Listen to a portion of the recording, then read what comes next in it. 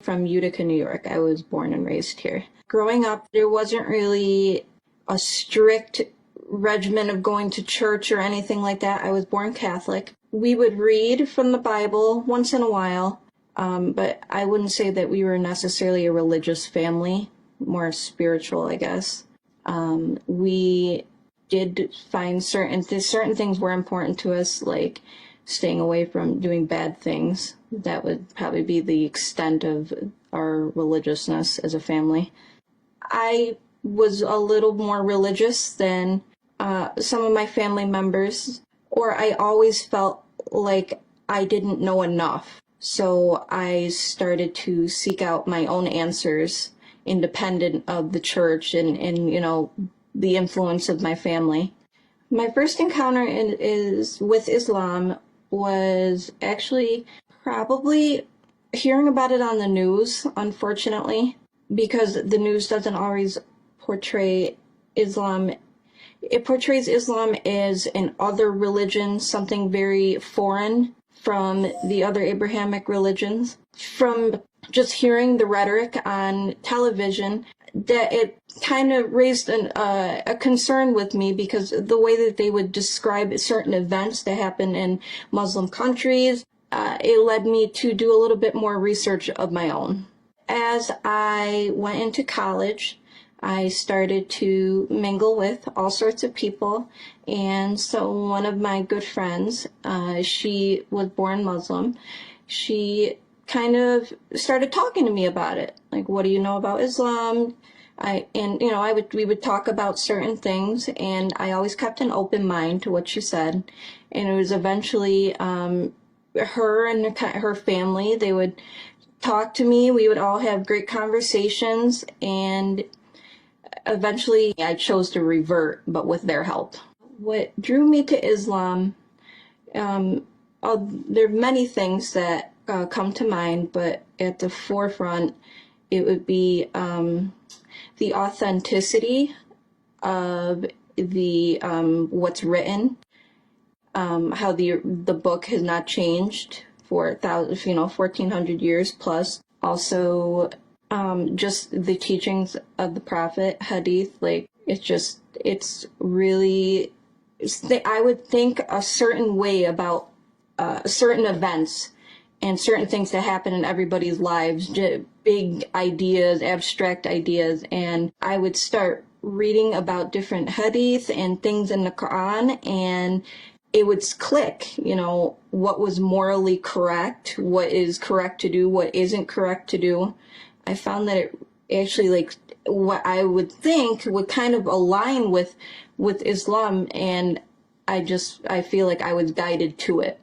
Just based on my observations, my 25 years of living, it brought me to Islam. What my driving factors are in following religion would be, I always strive to be the best person I can be, to always try to do good for other people, be good to other people.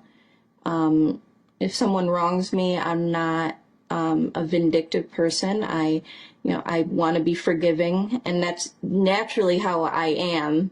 I find that Islam really supports and describes, how a person should be, and that's, how I want to, strive to be. Other things that drive me would be, there has to be some sort of regimen, there has to be some sort of routine. Islam promotes routine. Routine in prayer, routine in what you do every day. And of course, the beauty of the world and Allah's creation is also a driving factor, because it's around us every day, and I just say, thank God for all the beauty that's around us. And yeah, the moment I decided Islam was for me, I was working with some of my coworkers, and I had been talking to them about it, how I want to revert, and I wasn't quite sure how to do it. I know I had to say my shahada, but I wasn't sure if I had to say that in front of the imam or not. And I went to one Friday prayer, And my friend actually called. So the next Jummah, she told the imam that my friend wants to convert, or revert, excuse me. And I went and I reverted, and it was the best feeling ever. I started wearing hijab shortly after, and I knew that it was right for me. The feeling was, it was very emotional when I was in the process of saying my shahada. We have a video of it, but yeah, it was a very enlightening moment. I feel like if every decision after this is a wrong decision, the one decision I made correctly was reverting. Of course, I had challenges reverting, coming, from, not the same background. But one of my biggest challenges was, giving up bad habits. Also trying to stick to praying 5 times a day. I'm still working on that. Learning about, what's okay, learning the proper way to pray. Growing up in my house, I don't think I ever really learned how to pray as a Catholic. So learning how to pray in Islam and learning the different surahs so I could actually pray correctly. Still a work in progress, but I think that's my biggest challenge right now. My family had mixed reactions, not negative, I would say, just very curious. My mom is she's accepting. She does have questions once in a while. She misses that I show my hair, or she misses that I don't show my hair. My grandma passed away maybe a year or 2 ago. I had told her that I had been looking into Islam and I loved learning about it. And I told her, and she was okay with it. She said, as long as you believe in God, then it's acceptable. So I feel like I have her blessings. My mom, she's okay with it. My brother, he's okay with it. He had nothing to say. He lets me do what I want. And my cousins, my friends have been the most supportive. A lot of them, in fact, when I finally started wearing hijab and told them that I reverted, they were like, well, it's about time, because I'm always talking about it. Mostly mixed reactions, but positive. Nothing, I didn't receive a lot of negative comeback. Even at work, I went from 1 week just showing up normally to next week fully covered, wearing a scarf, and people had questions, but I didn't mind answering questions. I mean, people are going to be curious. I just give them the best educated answer I can give. My favorite thing about Islam, what I would have to say, is the emphasis on the mercy of God, how He is beyond what we can imagine. His mercy is, everything about Him. The other thing would be about the Prophet Muhammad and how his character is described. It's just amazing, and how he conducted himself and the early followers. It's just an amazing story. It's an amazing set of events, and it captivates me. Anything that I hear about it or anything new that I hear, it's just right here. Goes straight to my heart.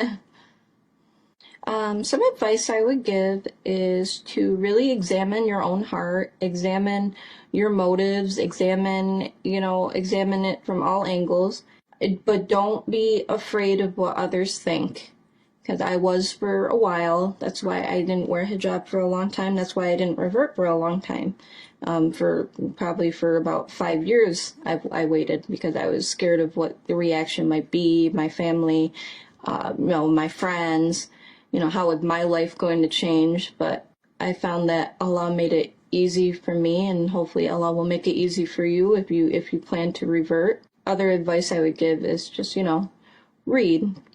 Really do some research, look into it. I have faith that you'll be making the right decision if you do revert. But yeah, that's about it for advice. I guess a surah that would resonate with me the most is Surah Maryam. I found it to be interesting, but I also found it to be very confirming, which is weird to say. I don't know if that's the best word to use to describe that, but I've always I've always loved the way Islam doesn't dismiss the previous religions that came before it. So when I saw that, I was like, wow, that's interesting. I mean, I had known that Isa was a prophet, but I didn't know that she had a whole surah in the Quran. And so when I saw that, I was like, oh wow, maybe because of like my background, but I just find that it's very captivating to me. I think about it often. That and Surah Baqarah, that's also another one that I think about a lot.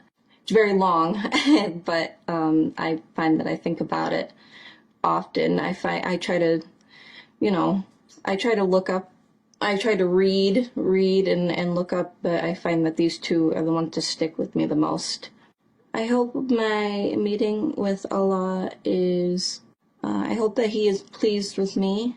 I hope that He can forgive me for any way I have hurt His other creation. I think it'll be very peaceful. That's what I hope for. I hope for, for any hardship in my life, I really hope for Him to kind of, He's the reason it was leading me to something better, is leading me to a great reunion with Allah. So